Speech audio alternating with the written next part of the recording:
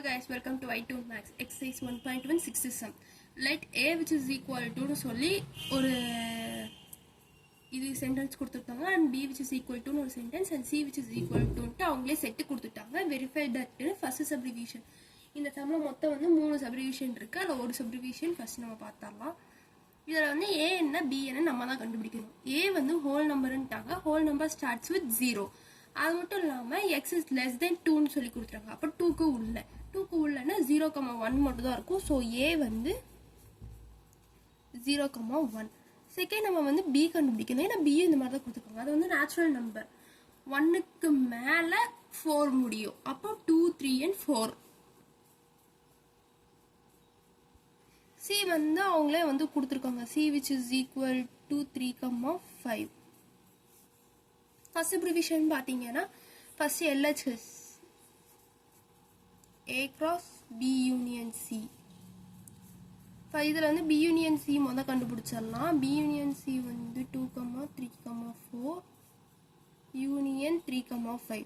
யூனியன்னா எல்லா நம்பரும் எழுதணும். காமனா இருக்கிற நம்பர்ஸ் ரிப்பீட் ஆகக்கூடாது. So 2 3 4 and 5. இதை வந்து A cross B union C நால A ஓட கிராஸ் பண்ணி போடணும். A ஓட கிராஸ் பண்ணா A என்னது 0,1 cross 2, 3, 4, 5 which is equal to இது ரெண்டி கிராஸ் பண்ணி போடும்போது உங்களுக்கு என்ன வருது 0,2 0,3 0,4 0,5 1,2 1,3 1,4 1,5. இதான் வந்து ஃபர்ஸ்ட் சப்டிவிஷன். செகண்ட் ஃபர்ஸ்ட் இதுக்கு அடுத்து RHS பாருங்க. RHS என்னது A cross B union of A cross C. First நம்ம A cross B வந்து கண்டுபிடிச்சுக்கலாம். A cross B என்னன்னு பார்த்தீங்கன்னா A வந்து 0,1 cross B வந்து 2, 3, 4 which is equal to 0,2 0,3 0,4. அதுக்கு அடுத்து 1,2 1,3 1,4. இதுக்கு நமக்கு என்ன பண்ணணும் A cross C வந்து கண்டுபிடிக்கணும். A வந்து சேம் 0,1 cross C வந்து நமக்கு என்ன 3,5.